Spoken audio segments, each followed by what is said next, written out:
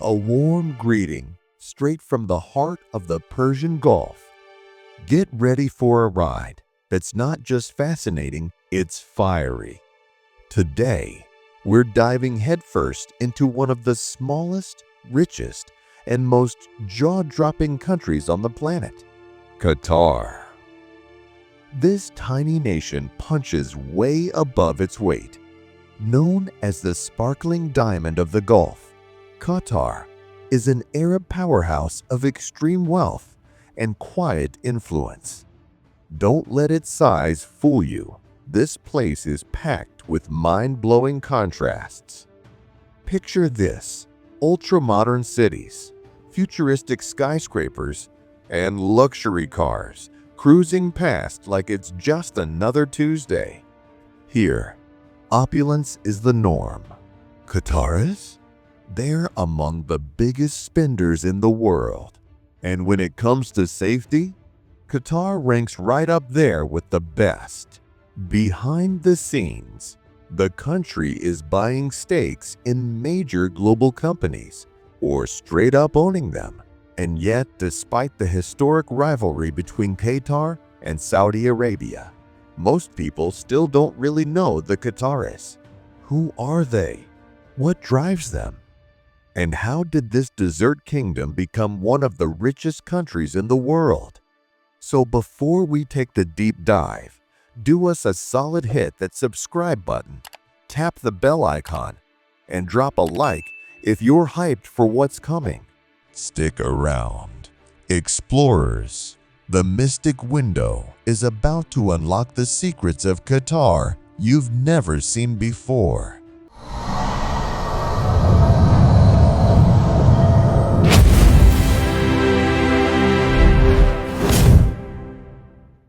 Qatar, the diamond of the Persian Gulf, is a small country with legendary wealth in the southwest of Asia, located along the Persian Gulf. The capital of Qatar is the city of Doha, and some of its most beautiful cities include Al Rayyan, the Qatara Cultural Village, the Pearl Island, Al Wakra, Al Khor, Dukan, Salal, and Lusail. Qatar is a country on the Arabian Peninsula, located on the shores of the Persian Gulf. Its population is around 2.2 million people. But here's an interesting fact: only about 300,000 of them are native Qataris. The rest are migrant workers from all over the world. Qatar has a centralized constitutional monarchy. It's ruled by an emir who acts as the head of state and the highest executive authority. The current emir is Sheikh Tamim bin Hamad Al Thani. Sheikh Tamim studied in the UK and has been in power since 2013. Politically, the country is relatively limited public, and political freedoms are restricted, especially compared to Western countries. For example, criticizing the emir or the government can lead to serious consequences. Qatar's constitution is based on Islamic Sharia law, but in practice, many Sharia rules are not fully enforced. The country has rapidly modernized. For instance, drinking alcohol is allowed in hotels and private homes. Qatar has made major strides economically and socially. You'll see tall buildings, skyscrapers, fancy malls, and modern facilities right next to traditional Islamic culture. Some of the most beautiful skyscrapers include the Doha Tower, Al Sadiq, Aspire, Al Daphna, and the Tornado Tower. Nightlife in Qatar is very active, full of luxury hotels, high-end restaurants, and entertainment clubs designed for the wealthy and tourists. Qatar is working to become the educational hub of the Middle East. Most native Qataris complete their education in Europe or the U.S., and they're usually fluent in English or French. Qatar is one of the richest countries in the world, mainly thanks to its natural resources, especially natural gas and oil. It's one of the largest producers of natural gas in the world and owns massive reserves in the North Dome gas field, the largest gas field in the world. Qatar is also one of the biggest exporters of liquefied natural gas, LNG, putting it high on the global economic ladder. Qatar's global investments are also super impressive.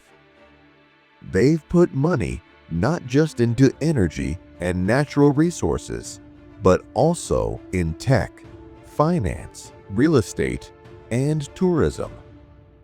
Instead of blowing their income on wasteful spending, Qatar has invested smartly in major international companies and bought shares. Qatar holds significant shares in big names like Volkswagen, Siemens, Barclays, Porsche, and many more world-famous brands. On top of that, Qatar owns Qatar Airways, one of the world's most prestigious and award-winning airlines. It's widely recognized for its world-class service, ultra-modern fleet, top-notch comfort, and a truly luxurious flying experience that's smooth, safe, and incredibly relaxing from takeoff to landing. Today, you could call Qatar a global investment partner. Until 1971, Qatar was under British protection. Even now, British influence remains strong. Most members of Qatar's royal family studied in the UK, and English is the second language for most Qataris. Honestly, living in Qatar without knowing English is pretty tough. Around 88% of Qatar's population consists of migrant workers. Most of these workers come from the Philippines, Nepal, India, Pakistan, Bangladesh, Morocco, Egypt, and other Asian and African countries. Despite Qatar's massive wealth, the living and working conditions for many of these laborers, especially those in construction, are harsh and sometimes even inhumane, sparking global criticism. According to Amnesty International, many of these workers don't get paid enough, work long hours without breaks, suffer from delayed payments, and lack even basic human rights. In recent years, Qatar has made some improvements to its labor laws under international pressure, but it's still not quite up to global standards. Because of the high number of male workers, for every 100 women in Qatar, there are about 329 men. So, the gender balance is way off. Women in Qatar still face restrictions. For example, under male guardianship laws, women need permission from a male guardian for many aspects of their lives. That said, women's access to education and employment has improved, though challenges around personal freedoms remain. Qatar is one of the safest countries in the world. The government puts a lot of effort into maintaining peace and order, and it's seen as a major economic and business hub globally. According to the Global Peace Index, Qatar ranked 31st out of 163 countries in 2022. In Qatar, you might see luxury cars left on the street and no one touches them. Still, like anywhere else, it's always smart to stay cautious. That said, freedom of expression and human rights remain sensitive issues in the country. In recent years, Qatar has heavily invested in tourism and entertainment. Given its geography and warm climate, Qatar offers all kinds of cool activities for both locals and tourists. Beautiful beaches offer great opportunities for sailing, jet skiing, and other water sports. Artificial islands with shopping and entertainment options are also being developed. Qatar's vast deserts are popular for dun bashing and camel rides, a thrilling and unforgettable experience. Doha has fancy restaurants, luxury cafes, and modern cinemas. There are also aquariums and theme parks that are great for families. Qatar has top-tier sports infrastructure due to hosting global events like the 2022 World Cup, and it's a venue for football, tennis, and even water sports like paragliding.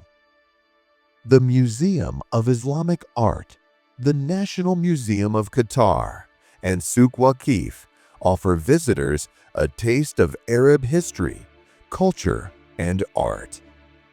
Modern parks and walking paths in Doha and other cities offer relaxing spots for outdoor activities and daily workouts.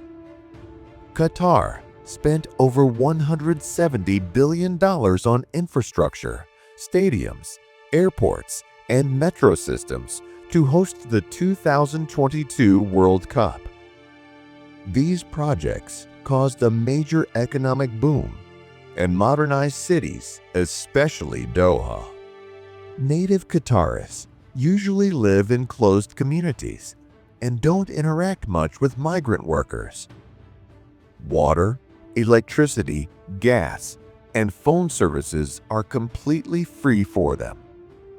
They don't take low-level jobs and are mostly involved in business, investment, or management.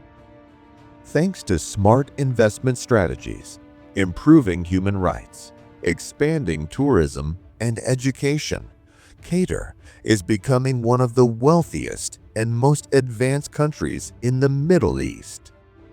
Experts predict that within the next 10 years, Qatar could be on par with European standards.